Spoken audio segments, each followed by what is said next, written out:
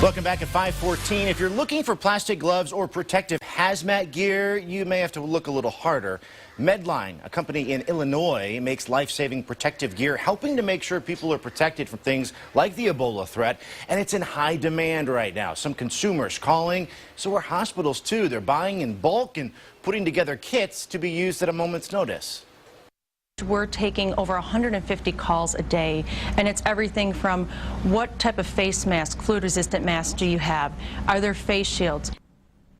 I want to point out the CDC right now not recommending consumers purchase the gear. Macy, though, is just another sign of the widespread panic that we're seeing from the latest case of this Ebola here. Here's another sign. Cleveland EMS is getting a ton of calls, Josh, from people who fear that they have Ebola. They say, of course, these are false calls at this point. If you have any questions or concerns about Ebola, they want you to call this number, 1-800-CDC-HELP. EMS is working with CDC and health officials on how to handle potential cases and all of those fears.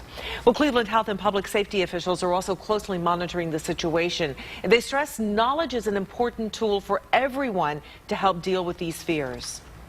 Our job as a Department of Public Health is to educate our Clevelanders, educate our visitors. What are the signs and symptoms? Have you been in contact with someone who's recently traveled to West Africa and or have been around someone who's been around someone who's traveled to West Africa? Before she speaks, I want to. During a City Hall briefing yesterday, they stressed that they have a strong emergency plan in place.